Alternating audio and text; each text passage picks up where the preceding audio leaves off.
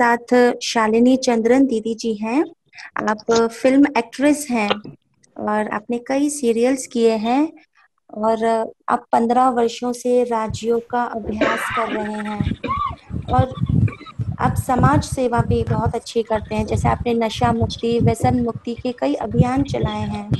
इसमें आपने बहुत बड़े सेमिनार्स अटेंड किए हैं। अब आइए। हाँ जी, तो मैं यहाँ से स्टार्ट करना चाहूँगी कि पहले तो मैं सबको थैंक्स बोलना चाहूँगी और सबको बहुत warm greetings of peace, Om Shanti.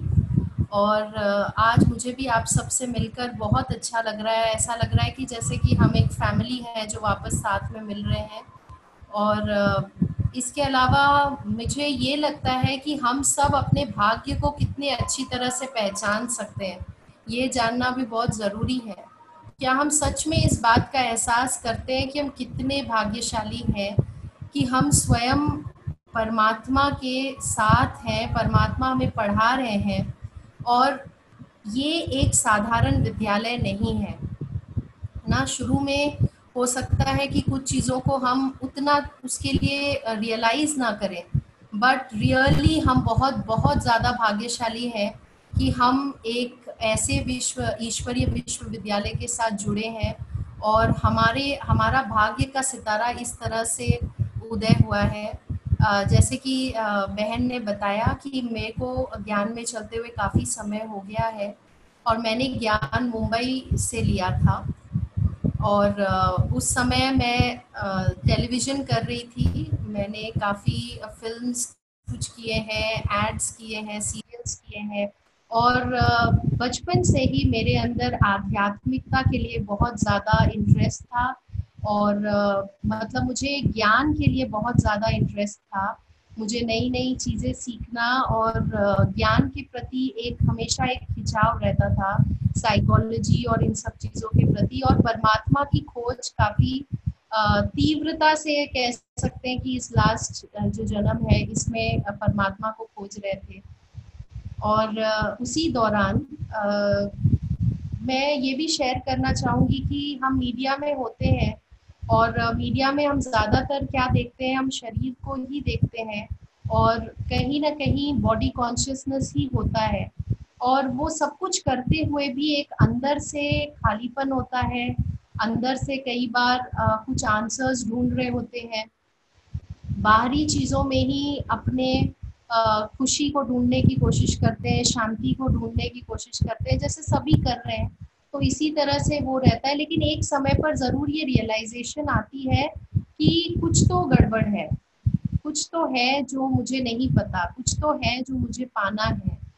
और मैं यहाँ पर क्यों हूँ, मैं कौन हूँ और परमात्मा कौन है, ये सारे जवाब सवाल हमारे अंदर आना शुरू हो जाते हैं। उसी तरह से मेरे अंदर भी ये सारे सवाल आने शुरू हो गए थे।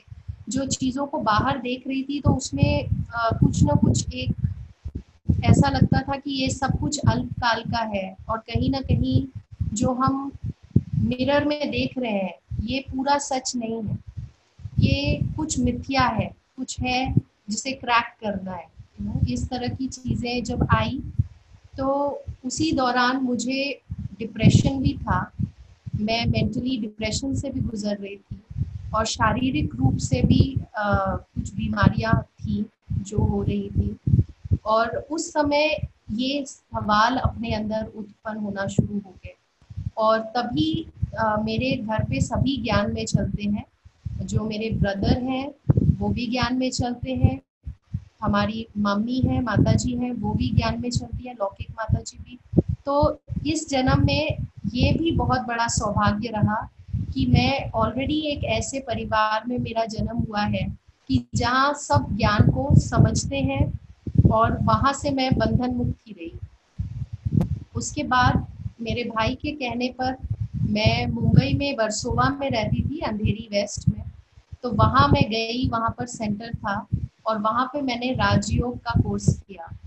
और पहले दिन से ही जब मैंने राजयोग का कोर्स किया तो ऐसा लगा कि कुछ हुआ है, अंदर से कुछ चेंज हो गया, फिल्टर चेंज हो गया है। दुनिया को देखने का जो नजरिया है वो धीरे धीरे बदल रहा है, अपने आप को देखने का जो नजरिया है वो धीरे धीरे बदल रहा है, क्योंकि हमारा, चाहे हम बाहर से कितने भी हमारे फेम हो, पॉपुलैरिटी हो, स्टेटस हो, वो सब हमारे बाहरी जगत का एक हिस्सा होता है, लेकिन उसके ऊपर जब हम अपने स्वमान को आधारित करते हैं, तो हमारा स्वमान भी उसके साथ साथ हिलता हिलता ही डुलता रहता है हर समय, उसमें वो स्टेबल नहीं होता। हम कभी खुश होते हैं, कभी दुखी हो जाते हैं, कभी हमें लगता है कि हाँ आज अच्छा लग रहा है, मूड फ्लक्चुएट होता रहता है, बाहरी परिस्थितियों के हिसाब से मूड फ्लक्चुएट होता रहता है, स्वमान फ्लक्चुएट होता रहता है। और जो अपना सेल्फ इमेज है, वो इंडस्ट्री की खास करके ये है कि जो हमें मिरर में दिखता है, हम उसी को अपना सेल्फ इमेज मानते हैं, या जो मेरे अचीवमेंट्स हैं, जो मेरी पॉपुलैरिटी है, जो चीज़ें मैंने अक्वायर की है, और उस हिसाब से मेरा जो प्रोफेशन है, उसको ही हम उसी सेल्फ इमेज के साथ बहुत ज़्यादा जुड़ जाते हैं और अपने आप को वही समझते हैं। लेकिन जब उसमें ऊपर नीचे होता है तो झटके लगते हैं कि that is what is also called depression, कि एक्चुअली क्या हो रहा है। तो मेरे को रियलाइज हुआ कि मेरा सेल्फ इमेज भी शिफ्ट हो रहा है। राजयोग मेडिटेशन, राजयोग कोर्स करने के बाद मुझे रियलाइज हुआ कि जो मेरा सेल्फ इमेज है, जिस तरह से मैं खुद को देख रही हूँ, अब मेरे जो फिल्टर है वो कुछ उसमें सच्चाई है, कुछ अच्छा फील हो रहा है, मूड इतना फ्लक्चुएट नहीं हो रहा है। तो वो चीज़ें हुई धीरे धीरे, स्वमान का अभ्यास मैंने धीरे धीरे करना शुरू किया। उसके अलावा बहुत सारी चीज़ें, एक ऐसा समय आया जहाँ लाइफ में बहुत सारे चैलेंजेस आए, शरीर के चैलेंजेस आए, मन के चैलेंजेस आए, तन के तो हाँ संबंध के आए, फाइनेंशियल आए, बहुत सारे चैलेंजेस आए। पर मुझे ऐसा लगने लगा कि जैसे कि मैं उड़ रही हूँ, वो प्रॉब्लम से मैं ऊपर हूँ, वो चीज़ों को मैं क्रॉस कर रही हूँ। हाँ उसका अफेक्ट है, और आज जब मैं पीछे जाकर देखती हूँ तो वाकई वो सिचुएशंस बहुत ही हैवी सिचुएशंस थी। डिप्रेशन से, एक क्रॉनिक डिप्रेशन को हील करना, कोई दवाई नहीं, कुछ नहीं, ओनली थ्रू राजयोग मेडिटेशन। और परमात्मा ने बहुत हर कदम पे जैसे साथ दिया है, और जैसे मैंने उसे ढूंढना शुरू किया, तो बाहर से भी जैसे कि सारे क्यूज मिलना शुरू हो गए, ऐसे ही लोग मिलना शुरू हो गए, ज्ञान और ज्यादा समझ में आने लगा, क्लियर होने लगा, बाहर से सारी मदद मिलने लगी, जिससे कि मैं अपने आप को हील कर सकूं। तो मैं यही कह सकती हूँ फिलहाल, अगर मैं पीछे देखूं और आज की भी लाइफ में, कि अगर आप नहीं होते, परमात्मा के लिए ये कह सकती हूँ कि हमें और जीने की चाहत ना होती अगर तुम ना हो। और उसका आना जैसे कि जीवन में एक प्रकाश, आज तक आपने भी जैसे अभी राजयोग मेडिटेशन किया है, आज तक किसी ने हमें ये नहीं कहा था कि हम देवी देवता हैं। ये एक बिल्कुल नवीनता थी ज्ञान के अंदर, कि आज मैं इतनी दुखी क्यों हूँ, या आज मेरे को ये हर तरह की चीज, कोई भी चीज से संतुष्टता क्यों नहीं मिल रही है, क्योंकि एक्चुअली मैं अपने लाइफ को अपने उस जीवन के साथ कंपेयर कर रही हूँ जो मैंने सतयुग में देखा था, जो मैंने सर्वोच्च संबंध का अनुभव किया था, जो मैंने इस संगम युग पे परमात्मा के साथ सर्व संबंधों का अनुभव किया था, जो मैंने खुशी को पाया था। इसलिए इस लास्ट जन्म में आते आते ये फीलिंग्स बहुत ज्यादा उभर के ऊपर आ रही थी कि एक्चुअली ऐसा क्यों हो रहा है, ये चीजें क्यों हो रही है। तो बाद में रियलाइज हुआ कि यस, हम जो देवी कुल की आत्मा है, हमने इस चक्र का सवेरा देखा है, हमने इस चक्र के सबसे सुंदर समय को देखा है। तो जब हम शाम या रात तक आते हैं, तो भले ही इस कलयुग में बहुत चकाचौंध है, बहुत आकर्षण है, लेकिन उसमें हमें खोखलापन दिखता है, या हमें उसमें कई बार कुछ चीजें हम क्वेश्चन करते हैं उन चीजों को, अपने लॉजिक से भी और इमोशन से भी, लेकिन समझ में नहीं आता कि एक्चुअली क्या है। तो जब राजयोग करते हैं तो वो आंसर्स हमें क्लियरली समझ में आने लगती है कि एक्चुअली ऐसा मुझे क्यों लग रहा था। उसके अलावा जीवन के ऐसे पड़ाव में आ गई थी जहां पर किसी और को ब्लेम करना, अपने दुख के लिए, अपने हर्ट के लिए, अपनी वीकनेस के लिए। अब समझ में आ रहा था कि नहीं, कुछ ना कुछ जो माइंड है वो वीक हो रहा है, आत्मा को जो है वो पावर की जरूरत है, रिचार्ज करने की जरूरत है। तो सबसे एक और चेंज जो आया वो है मेच्योरिटी अपने अंदर आना शुरू हो गई, कि ये एक मेच्योरिटी है कि हम दूसरों को अपने दुख के लिए, अपने बिहेवियर्स के लिए उनको ब्लेम करने के बजाय उनको ब्लेसिंग समझें, क्योंकि वो हमारे लिए, मेरे लिए तो एटलीस्ट, वो जो भी सिचुएशंस थी वो मैसेंजर्स बनकर आई थी जो मुझे मेरे बारे में ही बता रही थी। प्रतिबिंब अच्छा नहीं लग रहा था, रिफ्लेक्शन अच्छा नहीं लग रहा था देखकर, पर कंटिन्यूअसली मिरर को चेंज कर रही थी, प्रतिबिंब को चेंज करने की कोशिश कर रही थी, बट अपने आप को चेंज करने का जो स्टेप है वो सबसे मेच्योर स्टेप होता है। इसीलिए कहते हैं ना कि earlier I was intelligent so I wanted to change the world, but today I am wise so I want to change myself. मैं अपने आप को परिवर्तन करना चाहती हूँ, क्योंकि सच्चाई यही है कि जब हम बदलेंगे तभी विश्व बदलेगा। जब मैं बदलूंगी, जब मेरी स्व का परिवर्तन होगा, तभी मैं कुछ दुनिया को कंट्रीब्यूट कर सकूंगी। और मेरे अंदर जो हमेशा ये चीज थी सोशल सर्विस के लिए, ह्यूमैनिटेरियन सर्विस के लिए, वो हमेशा मेरे अंदर थी। लेकिन ज्ञान में आने के बाद, परमात्मा से जुड़ने के बाद, गहराई से इन चीजों का मतलब समझ में आने लगा कि हमारे जीवन का पर्पस क्या है, कि मैं आत्मा हूँ और मैं आत्मा इस अर्थ पे, इस स्टेज पे अपना रोल करने आई हूँ। मैं यहाँ पर कुछ बताने आई हूँ, कुछ अपनी जो गुण है, शक्तियां हैं, उसे व्यक्त करने यहाँ आई हूँ, तभी मुझे ये शरीर मिला है। और दूसरा ज्ञान जो मुझे इतना अच्छा लगा वो ये है कि मैं लाइट हूँ, I am a point of light, मैं अविनाशी हूँ, मैं चैतन्य हूँ और मैं सदा ही शक्तिशाली हूँ। मेरी जो चमक है वो सदा ही है, चाहे बाहरी सिचुएशंस कुछ भी हो, ऊपर नीचे, सब कुछ मेरे पास है। इंटरनली मैं रिसोर्सफुल हूँ और मैं नेचुरली ज्ञान स्वरूप हूँ, क्योंकि मैं ज्ञान सागर की संतान हूँ। तो ये बातें इतनी नवीन थी, और ये बात कि मैं ही देवी देवता कुल की हूँ, मैं ही वो सतयुगी आत्मा हूँ जो आज यहाँ पर आई हूँ, तो सारी चीजों का आंसर मिलना शुरू हो गया। ये समझ में आने लग गया कि अब हमें जीवन के अगले पड़ाव में जाना, बस जितना यहाँ गुजारना था समय वो गुजारा, बहुत कुछ सीख लिया, लेकिन now I can not continue, इधर ही हम कंटिन्यू नहीं कर सकते। हमारे मनुष्य जीवन का लक्ष्य ही है ऊपर से ऊपर, आगे से आगे बढ़ते रहना, इसलिए हमारे पैर भी आगे की तरफ है, हमारी आंखें भी आगे की तरफ है, ताकि हम आगे बढ़ते रहें। तो जीवन में ये रियलाइजेशन भी हुआ कि हाँ, अब इससे आगे जो पड़ाव है वो लेना है। लेकिन वो तभी होता है, चाहे लोग हमें कितना समझा दें उससे पहले, मुझे रियलाइज हुआ कि वो तभी होता है जब हमारे अंदर एक टचिंग होती है परमात्मा की, जब हमें एक मेच्योरिटी आती है अंदर से। जैसे एक कथा भी है, उपनिषद में भी ये कथा आती है कि दो पंछी हैं, एक पंछी नीचे की डाली में बैठा है और एक पंछी उससे ऊपर की डाली में बैठकर उसे इशारा से कहता है ऊपर आओ। लेकिन वो पंछी अपने ही भय और अपनी ही इनसिक्योरिटीज के वजह से उस डाली को नहीं छोड़ना चाहता, उसी डाली को पकड़ा रहता है।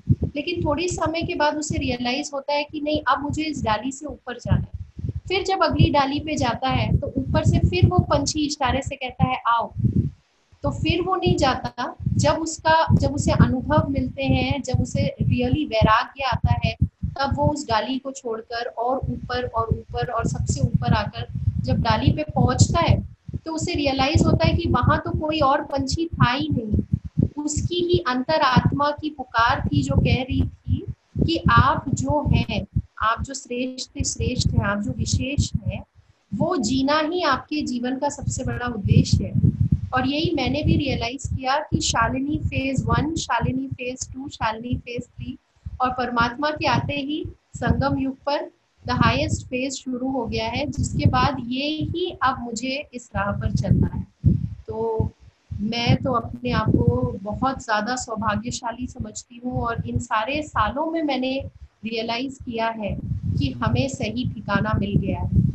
यही वो ठिकाना है, यही है, यही है, यही रास्ता है, यही मंजिल है, यही है जिसे हम पुकार रहे थे, जिसे हर संबंध में खोज रहे थे। जो मन बेचैन होकर खोज रहा था, भटक रहा था, वो भटकना बंद हो चुका है। अब हम बाहर हर कुछ करते हैं, सब कुछ वही करते हैं, लेकिन अब उसके अंदर इनसिक्योरिटी खत्म हो गई है। अब वो चीज अंदर से पावर आ चुकी है। और ज्ञान का एक और अनुभव जो मैं शेयर करना चाहूंगी, जो मैं शब्दों में भी नहीं बता सकती, वो है परमात्मा का प्यार।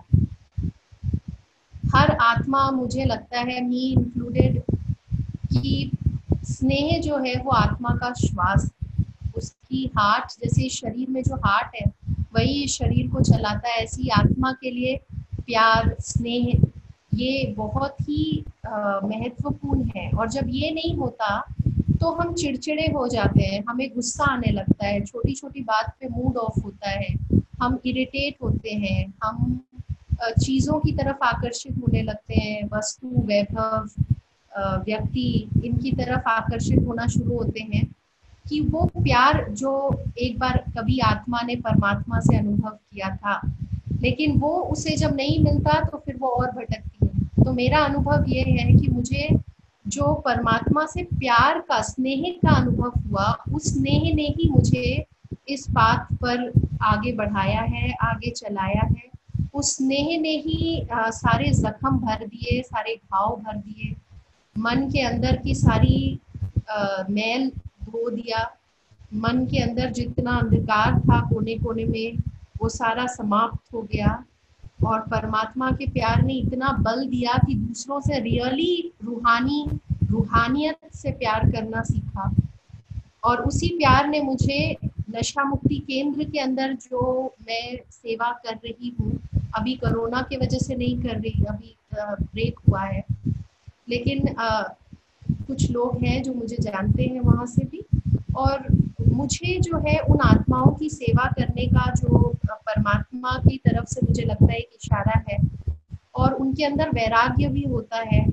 लोग उन्हें ज्यादातर ये समझते हैं कि वो दूसरों को दर्द दे रहे हैं ऐसे करके, लेकिन वो खुद भी बहुत दर्द में होते हैं। तो उनके दर्द को समझना और उनको परमात्मा से जोड़ना, उनको सही रास्ता बताना, और उनके जीवन से जो टेम्पररी पेन किलर है उसको हटाकर एक permanent healthy life, ever healthy, परमात्मा कहते हैं एवर हेल्दी, एवर हैप्पी, वो लाइफ उनको उसका परिचय देने का मैं कार्य कर रही हूँ। उसके अलावा भी हमेशा ह्यूमैनिटेरियन सर्विसेज से जुड़ी हूँ, तो काउंसलिंग और लाइफ कोच मैंने प्रोफेशन अपनाया। और उसके अलावा एनएलपी जो न्यूरो लिंग्विस्टिक प्रोग्रामिंग है, उसके द्वारा भी लोगों को हील करती हूँ, मगर आधार राजयोग मेडिटेशन ही होता है, क्योंकि बिना आत्मा और बिना परमात्मा के परिचय के, राइट, बिना आत्मा और परमात्मा के परिचय के हम उससे आगे हमारी परमानेंट हीलिंग हो नहीं सकती, क्योंकि अपनी आइडेंटिटी, अपनी पहचान सबसे बड़ी हीलिंग है। और उसके बाद परमात्मा से जुड़कर उस एनर्जी को वापस जो परमात्मा रिस्टोर करते हैं, जो मान, जो शान आत्मा की है, जो उसकी उसकी क्वालिटीज हैं, जो उसकी शक्तियां हैं, वो परमात्मा उसे वापस देते हैं, लाज रख लेते हैं। ये मैंने अनुभव किया है परमात्मा के साथ। और मैं ये भी अपने अनुभव से कहना चाहती हूँ कि आध्यात्मिकता या राजयोग मेडिटेशन और परमात्मा से जुड़ना, ये बुढ़ापे का सहारा नहीं, कि बुढ़ापे के समय ही हम इसको सीरियसली लेंगे। ये चीज भी मैंने समझा है कि आध्यात्मिकता, परमात्मा के साथ रिश्ता सिर्फ उस समय हमें नहीं उसे पुकारना है जब हमें कोई दुख हो रहा हो, या जीवन में जब हमें, वो तो है ही उसके लिए, वो तो डेफिनेटली उसके लिए है, लेकिन उसके अलावा ये है कि वो भी हमें सशक्त देखना चाहता है, आत्मनिर्भर देखना चाहता है। तो इसीलिए आध्यात्मिकता बुढ़ापे का सहारा नहीं है, हमारे जीवन का नींव है, फाउंडेशन है। और फाउंडेशन स्ट्रांग होगा तो बाकी सारी चीजें अपने आप ही स्ट्रांग हो जाएगी। और जीवन में जो भी ये अनुभव अच्छे बुरे होते हैं, जैसे परमात्मा भी कहते हैं, वो सब कल्याणकारी है, सब कुछ कल्याणकारी है। तो इसीलिए जो भी चीजें हुई हैं, वही ये ज्ञान से, जो जब हमें ये ज्ञान प्राप्त होता है तो समझ में आता है कि जो भी चीजें हो रही थी वो वास्तव में मुझे इधर आने के लिए ही प्रेरित कर रही थी, मुझे एक तरह से पुश कर रही थी कि मैं सही डायरेक्शन में जाऊं। तो ये मेरा अनुभव है। और बाकी मैं Madhuban, Mount Abu, I would like to thank परमात्मा को, मैं बाबा को थैंक यू कहना चाहती हूँ कि उन्होंने मुझे अपने सेवा के लिए निमित्त बनाया। मैं गॉडलीवुड स्टूडियो में अपनी सेवाएं देती हूँ। एक्टिंग फिलहाल होल्ड पे है, लेकिन परमात्मा के लिए तो जो अपने स्किल्स हैं, जैसे आज भी परमात्मा ने कहा, कुछ अपने विशेषता को सेवा में लगाते हैं, कुछ अपने विशेषता को सेवा में नहीं लगाते, लेकिन जो लगाते हैं उनका फिर वो अमर हो जाता है, वृद्धि को पाता है। तो हम भी जो है वो जब भी माउंट आबू जाती हूँ तो Om Shanti channel, piece of mind के लिए जैसे जो भी सेवा निमित्त होती है वो करते हैं। और कोशिश करते हैं कि लाइट हाउस बनकर जितनों तक हो सके ये ज्ञान पहुंचा सके। ये मेरा अनुभव है। Thank you. Thank you so much दीदी, थैंक यू। आप ऐसे ही लाइट हाउस बनकर अपनी सेवाएं देते रहें, अपना प्रकाश फैलाते रहें। Thank you so much. ओम शांति। ओम शांति। कुछ पूछना है क्या? किसी को कुछ इंटरेक्शन, दीदी से बात करना है, कुछ प्रश्न, एक आध प्रश्न पूछ सकते हैं। हाँ दीदी चलेगा ना? जी जी। जो भी है, कल्पना बहन, हिना बहन, कुछ प्रश्न पूछना है? अनम्यूट कर सकते हैं। अच्छा, अनम्यूट कर सकते हैं। एक्चुअली आवाज ना मुझे क्लियर नहीं आ रही है, आवाज क्लियर नहीं आ रही है। अच्छा, आपको नहीं आ रही? हाँ, आपकी क्लियर है। बोलिए, कौन बोल रहे हैं? रूपा। हाँ, रूपा बहन बोलिए। हेलो शालिनी दीदी। हेलो। ओम शांति। ओम शांति। एक बात मुझे आपसे पूछती थी, आप इतने बिजी शेड्यूल्स में भी कैसे है ना, मतलब इतना टाइम निकाल के सब मैनेज कर लेते हैं? यही सीक्रेट है हम कि हाँ, हम लोग अपने घर गृहस्थी में फंसे रहते हैं ना, बच्चे, परिवार, ये पति, सास ससुर, तो आप इतना बिजी शेड्यूल से आप कैसे टाइम निकाल के कर लेते हैं? मुझे एक जैसे पहले भी कहा था, जब हम बिजी रहते थे अपने आप को कि हम बिजी हैं, ये काम में बिजी हैं, वो काम में बिजी हैं, लेकिन हम बहुत स्लो हो गए थे। हमारी प्रोडक्शन, हमारी जो प्रोडक्टिविटी है, हमारा जो परफॉर्मेंस है, क्योंकि आजकल क्या है, कहीं ना कहीं सोसाइटी में जो हम काम करते हैं वो परफॉर्मेंस बेस्ड बहुत ज्यादा हो गया है। और उस वजह से क्या होता है कि हम अपने लिए ही समय नहीं निकालते। हम कहते हैं कि मेरे पास टाइम नहीं है, लेकिन हम एक्चुअली जो चीजें कर रहे हैं उसमें हम ज्यादा टाइम अपना लगा दे रहे हैं। तो मेरा ये मानना है कि जब हम अपने लिए थोड़ा सा समय निकालते हैं, जो कि निकालना ही चाहिए, और हमें अपने लिए मतलब ये कहना भी नहीं, बंद कर देना है कि मेरे पास टाइम नहीं है, क्योंकि एक्चुअली बहुत टाइम है।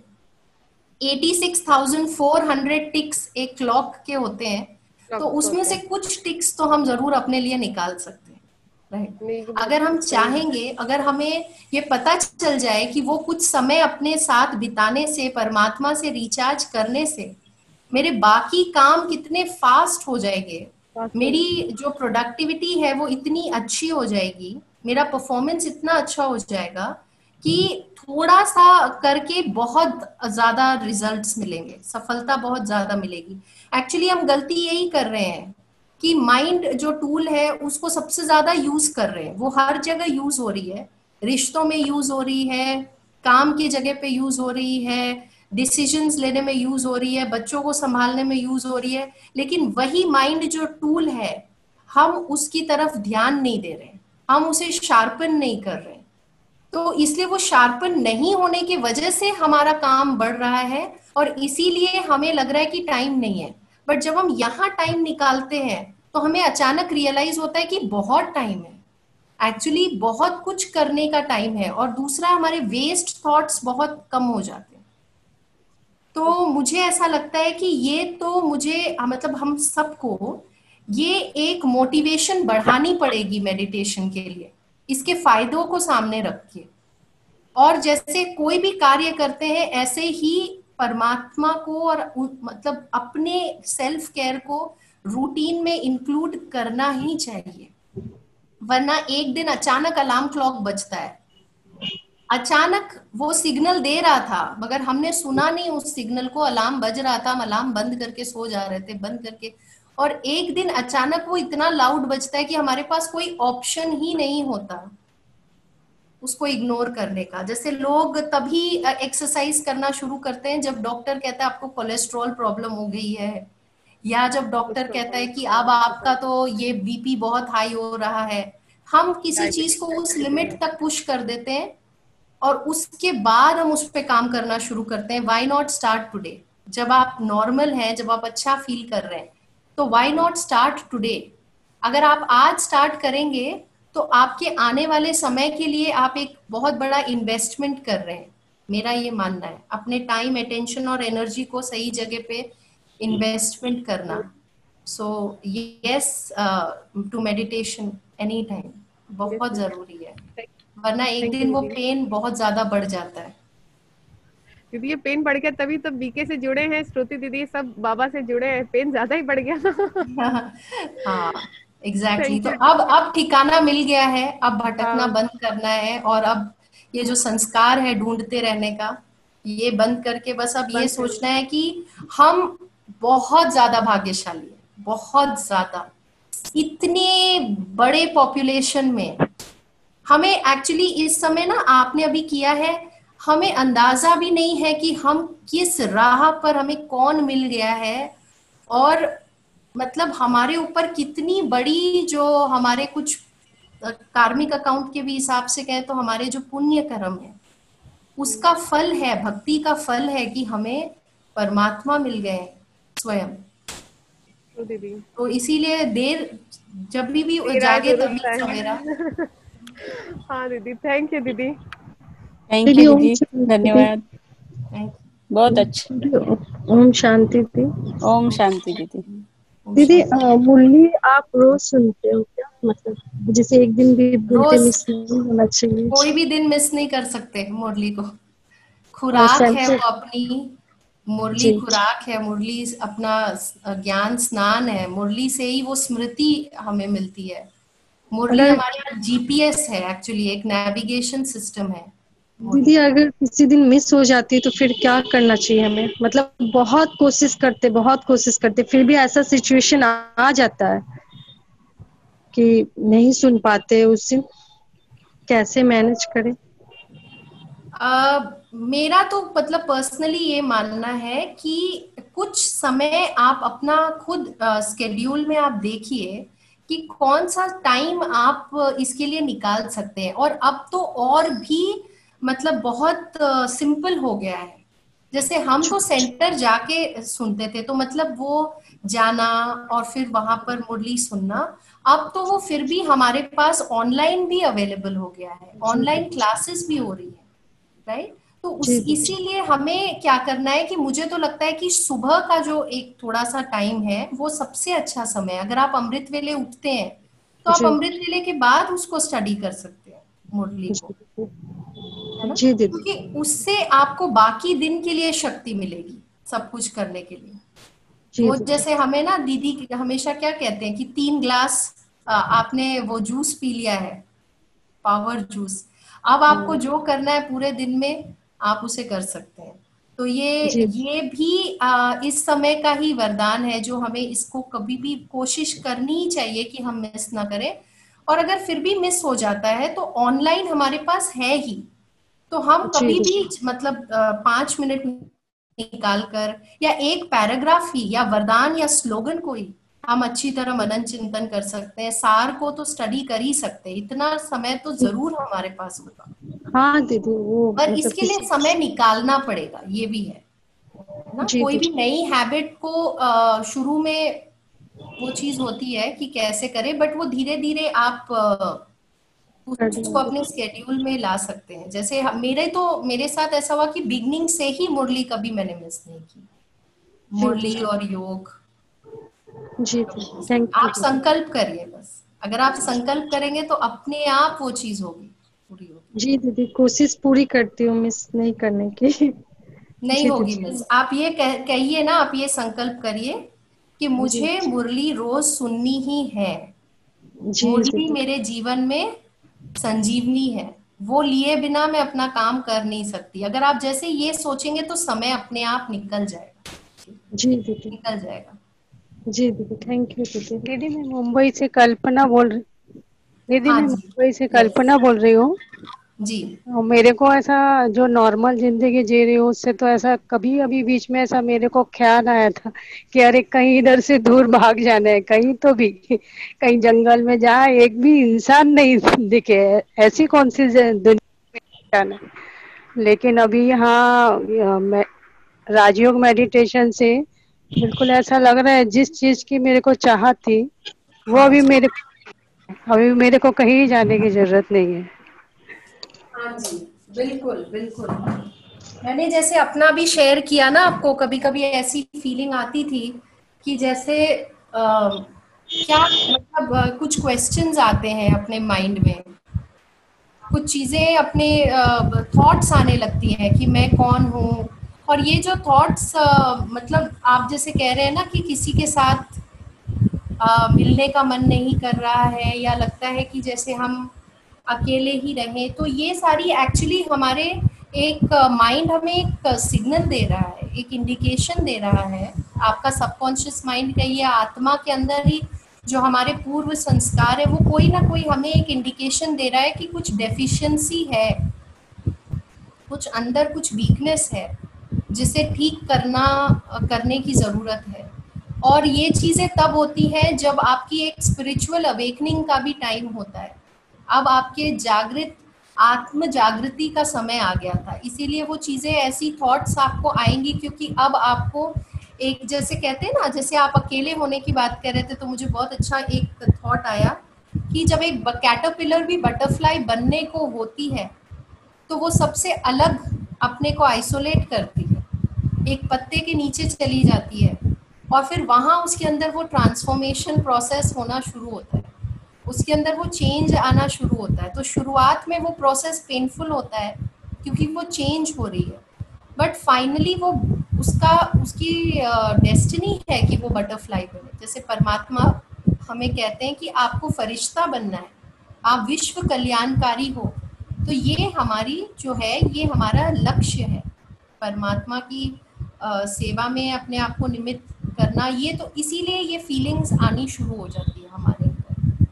तो ये इसमें कोई नेगेटिविटी नहीं है, ये एक्चुअली आपको एक सिग्नल है कि आप अपना ध्यान रखना शुरू करिए, और आप अपने आप को, आप सही पाथ पे आपने राजयोग कर लिया है, तो फाइनली अब आपको जो है वो औषधि मिल गई, जो औषधि आपको चाहिए थी। मुझे ऐसा, मेरा अपना पर्सनल अनुभव से जो मानना है।